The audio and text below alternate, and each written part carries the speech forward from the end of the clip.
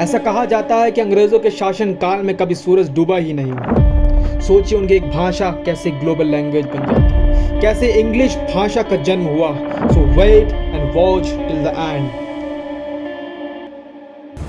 सन 400 या 500 के बीच की बात है कि ब्रिटेन में केल्टिक नाम का कबीला रहता था। ऐसा माना जाता है कि केल्टिक ब्रिटेन के मूल निवासी थे, लेकिन अचानक से ब्रिटेन के ऊपर अटैक होना शुरू हो जाता।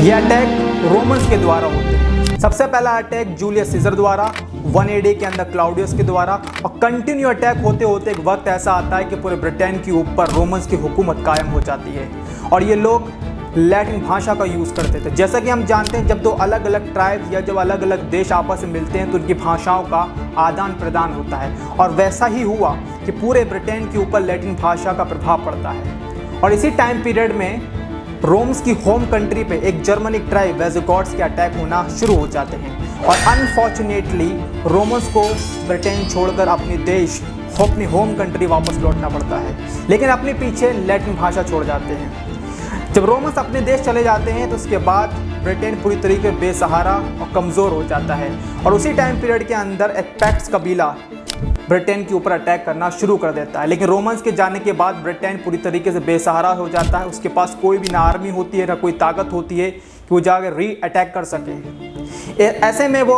अपने पड़ोसी देश जर्मनी, जहाँ पर 3 ट्राइब एंग्लो सैक्सन और जूट से मदद लेता है। ये तीनों के तीनों ट्राइब ट्रैवल करते हुए ब्रिटेन में आते हैं, और this is the turning point of history, जहाँ पर एक नई भाषा का निर्माण होता है जिसे कहा जाता है एंग्लो सैक्सन, जिसे आज हम ओल्ड इंग्लिश भी कहते हैं। उसके बाद एंट्री होती है वाइकिंग्स की। ये वाइकिंग्स ओल्ड नॉर्स भाषा का यूज़ करते थे, जिनकी आज भी हम इंग्लिश में वर्ड यूज़ करते हैं, जैसे कि husband, egg, there many word. यानी ऐसा कहा जाता है कि 1% जो इंग्लिश के अंदर वर्ड हैं वो ओल्ड नॉर्सा की वजह से हैं।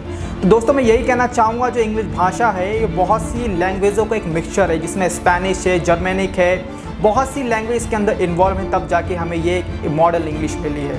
अगर आपको इस वीडियो में जानकारी काफ़ी अच्छी मिली है तो चैनल को लाइक करें, सब्सक्राइब करें, और मुझे कमेंट सेक्शन में ज़रूर बताएं अगर आपको इस वीडियो में कुछ भी अच्छा लगा हो और आपको लगता है इसका पार्ट 2 बनना चाहिए, तो कमेंट सेक्शन में ज़रूर बताइए। Thank you so much watching this video.